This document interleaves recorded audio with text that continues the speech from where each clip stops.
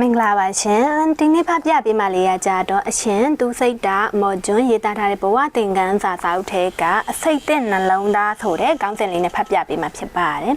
လူတွေရဲ့အလုပ်တိုင်းဟာစိတ်ကိုအခြေခံကြတယ်ဒီစိတ်ကိုနှလုံးသားလို့တင်စားပြောတတ်ကြတယ်အဲ့ဒီစိတ်ကြည့်ရင်အလုပ်တွေပြီးပြင်းတယ်အဲ့ဒီစိတ်မကြည့်ရင်အလုပ်တွေပုံစံပြက်လာတတ်တယ်လူတစ်ယောက်ရဲ့ပုံရိပ်ဟာလည်းသူ့ရဲ့ပြောဟန်လှုပ်ဟန်ပြုမှုဟန်ဆက်ဆံဟန်တွေကပြထန်းတာကိုတဲ့ဒီမှာတင်ပုံရိပ်ကောင်းကောင်းတိဆောက်နိုင်ကြတယ်လို့အာကုသူအစိတ်တဲ့နယ်စိတ်တွေကတော့ပုံရိပ်ဆိုးတွေကိုပုံဖော်ကြတော့တာပါပဲတဲ့အတိုင်းဝိုင်းနဲ့နေရတဲ့တက်ရှိဆိုတော့လေလူများစွာနဲ့ဆက်ဆံကြရတယ်လူများပြီဆိုမှတော့စရိုက်ကလည်းအစုံပေါ့ကိုကကောင်းရင်တော့ကိုလိုကောင်းတဲ့လူရဖို့ဆိုတာခက်ခဲတယ်လေဒီတော့ပတ်ဝန်းကျင်ကိုစိတ်တိုင်းကြဖို့ဆိုတာခက်ခဲပါတယ်ခက်ခဲသည်နဲ့အမျှစိတ်ကလည်းပျက်စီးလာတော့တာပါပဲကြာရှည်တောင်းမခံနိုင်မဲ့ကိုပါရောပြဲရတဲ့အဖြစ်တွေကြုံရတော့တာပေါ့ကြုံချင်းချင်းမကြုံချင်းချင်းကြုံကိုကြုံရပါတယ်တော့သူတောင်သားမို့လို့မြို့သူမြို့သားမို့လို့ဆိုပြီးမခွဲခြားပါဘူးလူဟာလူပါပဲလူဆိုလို့ရှိရင်လူလိုပဲပုံစံပြောင်းပါတယ်လူဆိုရင်စိတ်ရိုင်းဝင်တတ်တဲ့တက်ရှိမျိုးပါပဲအတိတရားတွေပျောက်ဆုံးအမားကိုအမှန်ထင်လက်သားချေချင်တာကိုတရားတယ်ထင်နှိမ့်ချဆက်ဆံတာကိုဂုံလို့တတ်မှတ်ရက်ဆက်တာကိုစိတ်အားသာဖြည့်တဲ့အလုံးလို့လို့လေးစားမှုဆိုတာကိုပြည့်ရပြုလို့စော်ကားတာကိုထမင်းစားရေတောက်လို့ကြသူတပားဂုံကျေးဇူးကိုဖြတ်စည်းအပုပ်ချသူပါတာအေးအေးဆေးဆေးရှိနေတဲ့ဘဝတွေကိုမဒီမငြိမ်တွေဖြစ်အောင်လို့ဘဝတွေကိုစတေးပြကိုကျိုးအတွက်မူသားတွေတုံးလူတွေကိုဝါဒမိုင်းတွေတိုက်အစ်စ်တွေကိုအတုတွေဖြစ်လေတရားလဲစားအတုတွေနဲ့လူတွေကိုတိမ်တွင်အမှန်တရားတွေပြောက်အမားတွေကိုအယောင်တင်ကိုယ့်ရဲ့ပျော်ရွှင်မှုအတွက်ပတ်ဝန်းကျင်ကိုဖျက်ဆီးအနှစ်မရှိတာတွေနဲ့အချိန်ကုန်အများကောင်းကျိုးလုပ်သူကိုနောင်ချက်ကိုအစင်ပြေဖို့အများကိုနင်းရှိများစွာသောအညစ်တွေအယုတ်တွေအဆိုးတွေကိုအာဂုတ်သူအစိတ်တင်လာတဲ့အခါပျော်ပျော်ပါပါကိုလှုပ်လာပါတော့တယ်စိတ်ကိုတရိနဲ့မထိန်နိုင်သမျှကာလပတ်လုံးတိစိတ်ဟာကိလေသာအစိတ်အာဂုတ်သူအစိတ်တင်နေတော့မှာပါပဲတတဝါတွေရဲ့တဘာဝကလူပဲဖြစ်ဖြစ်တရိษံပဲဖြစ်ဖြစ်သူများလက်ထဲကအရာကိုစိတ်ဝင်စားတတ်ကြတာပါပဲတရိษံဆိုရင်သူများပါဆက်ထဲကအစာကိုတောင်လူယူတတ်တဲ့လူလဲဒီအတိုင်းပါပဲသူများရဲ့ပိုင်ဆိုင်မှုကိုကိုယ်ပိုင်အရန်ဖြစ်ချင်ကြတာပါကိုယ့်ရဲ့စိတ်ကိုမထိန်နိုင်တဲ့အခါအဘိဓါဆိုတဲ့မက်မောမှုအစိတ်တင်တော့တာပါပဲတဲ့ကြားရတရားလေးများနေလို့နည်းနည်းကြော်လိုက်ပါမယ်လူတွေတဲ့အာကုသို့လုံတာဒီမောဟအစိတ်တင်နေလို့ပါတဲ့ကိုလှုပ်ရဟာတင့်တော်ဤမတင့်တော်ဤချင်းချင်းနိုင်စွမ်းပြတ်သွားပြီစိတ်အရည်သွေးကျသွားပြီတွေးနိုင်စွမ်းမြင်နိုင်စွမ်းမရှိတော့ဘူးဘယ်သူသေးငတေးမာရင်ပြီးရောစိတ်တက်ဟာအမိုက်ဆက်ခင်းနဲ့စိတ်တက်ပါပဲတချို့သေးဒီအထိအတိမဝင်ပါဘူးနောင်ဘဝရှိအောင်မဲ့ဆိုရင်တောင်တရေအဖြစ်နဲ့လိုက်ဖြတ်စည်းနေအောင်မှလို့ကြုံဝါသူတွေတောင်ရှိပါတယ်တဲ့ဘာသာရေးအတိများလို့အဘယ်ကိုကြောက်တတ်ပေမဲ့ဘာသာရေးအတိဝေးသူတွေကတော့မကြောက်တတ်ဘူးဆိုတာကိုပြောရင်ယုံပါမလား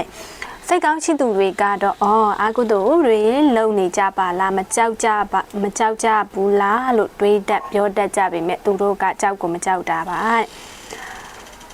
မောဟအစိတ်ငယ်ထိတ်ရောက်နေကြတာပါတဲ့ဘယ်တော့မှကြောက်မှာမဟုတ်တလို့ငရဲကြလို့ငရဲကပြန်လာရင်တော့ဆက်မိုက်အောင်မှာပါတဲ့ဒီနားနည်းနည်းကြော်လိုက်မယ်မောဟအစိတ်ကိုတဲ့ပြည်စေတဲ့ဆေးကတော့ပညာပါပဲလောကီလောကုတ်ပညာတွေဆေးပူးပါမှဆေးပူးပြီးကျင့်သုံးပါမှမသိမှုကိုကုသနိုင်တာပါဒီအစိတ်ကအဆိုးအကုန်လုံးကိုလှုပ်ရဲတဲ့လှုပ်ဖို့အလားများစေတဲ့ကြောက်စရာကောင်းတဲ့အစိတ်တစ်မျိုးပါဒီအစိတ်မိပြီးရင်တခြားအစိတ်တွေလည်းဆက်မိတတ်တဲ့လောဘကြီးလွန်းတာဒေါသကြီးလွန်းတာအညိုးကြီးလွန်းတာမနာလိုစိတ်တအားများတာခက်ရိုင်းပြောရဲလှုပ်ရဲတာတွေဟာနောက်ဆက်တွဲအစိတ်တင်တာပါပဲလူတွေကိုလူလိုသဘောမထားပဲမောက်မာရိုင်းဆိုင်လွန်းတာနှိမ်ချဆက်ဆံတာကိုကျိုးတအားကြည်လွန်းတာတွေကမာနစိတ်တင်တာပါပဲမ မတိတရားလွားမိုးလွန်းတဲ့အခါစကလုံးတွေကမိတောက်အပြုံးမှုတွေကညစ်ထေဘယ်အရာမှစိတ်ချမ်းသာစရာမကြုံကြရတော့ပါဘူးနေ့စဉ်လူသားဘဝကိုရှင်တန်နေရပေမဲ့စိတ်သက်နေတဲ့နှလုံးသားပိုင်ရှင်ပိုင်ဆိုင်ထားသူတွေကြောင့်ငရဲဘုံကိုအချင်းလက်လက်ရောက်နေတယ်လို့မျိုးခံစားကြရမှာပါခဏတာအသက်ရှင်တာကိုထာဝရထင်ပြီးရိုင်းပြကြမ်းတမ်းတရားအုံးမကိုဂယုမထားမသိခင်အဝစားထားမယ်ဆိုတဲ့စိတ်တက်နဲ့ရုပ်မှာမျက်စိရှိမှမြင်နေသမျှလူတိုင်းကိုတားကောင်းတွေလို့သဘောထားအတုံးချဖို့တာစိတ်ကူးရင်ကိုကြီးမလုံးလုံးနဲ့ဖြက်စီးပြမွေညက်နာတာကြည့်ပြီးကျေးဇူးတရားတွေအယောင်မိတ်မိဘဆိုတာမရှိဆရာဆိုတာကိုအလုတ်သမားအဆင့်လောက်သဘောထားကြောက်စရာကောင်းတဲ့သဘောထားနဲ့အရာရာကိုတုံ့ပြန်ခွင့်လွှတ်ခြင်းဆိုတဲ့စကလုံးနေရာပြောက်အောင်လုပ်ဒီဟန်ချင်းတရားပြောက်ဆုံးလူနဲ့မတူတဲ့တရိษံတာတာတွေဖြစ်ကုန်ကြတာအစိတ်သက်နေတဲ့နှလုံးသားတွေကြောင့်ပါပဲအလိုလိုနေရင်အမြင်မကြီးဖြစ်နေတာအပြစ်တွေပဲချောင်းမြင်နေတတ်တာကတော့အိတ်ဒါအစိတ်သက်နာပါပဲတဲ့လူဒီလိုလူရှိတဲ့ပတ်ဝန်းကျင်ဟာအရန်စိတ်ညစ်ရပါတယ်ဒူတမကပတ်ဝန်းကျင်ပါညစ်လာစေပါတယ်သူစီကကြားရတဲ့မြတ်စကလုံးတိုင်းဟာမိမွေးတဲ့စကလုံးတွေဖြစ်နေတတ်တယ်လို့ဒူလို့တတ်ဒူတွေပေါင်းမိပြီးလောကကြီးတစ်ခုလုံးကိုမလိုစိတ်နဲ့မိလိုက်ရှုပ်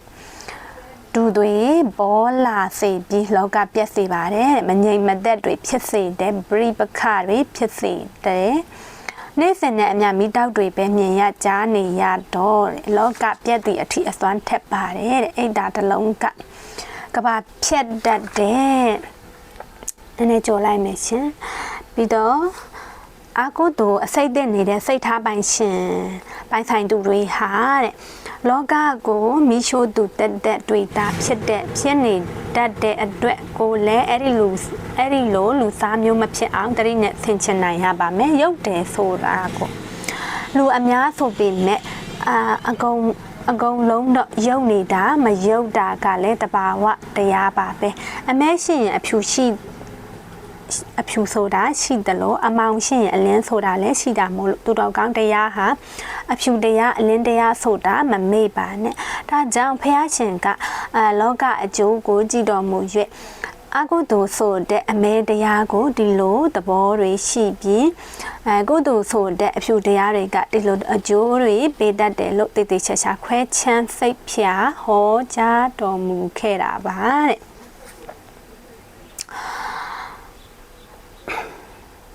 အစိတ်ကင်းစင်နှလုံးသားနဲ့လောကကြီးကောင်းကျိုးကိုလှုပ်ဆောင်ပါတော့မယ်လောကကြီးဟာလေဒီအစိတ်ကင်းစင်နှလုံးသားများကြောင့်အေးချမ်းသာရလာပါလိမ့်မယ်ဘယ်လိုပင်အစိုးသဘောတွေလောကကိုလွှမ်းမိုးနေပါစေအောင်တော့အဖြူတကွက်ကလည်းတကွက်ဆိုတော့မင်္ဂလာရှိသောအရက်ကိုတည်ဆောက်နိုင်မှာပါအမဲရှိရင်အဖြူရှိသမြဲမို့အဖြူဖက်မှာသာလောကလာအောင်ဖန်တီးကြပါစို့လို့တိုက်တွန်းရေးသားလိုက်ရပါတယ်အားလုံးနှလုံးသားအစိတ်တင်ခြင်းမှကင်းဝေးကြပါစေ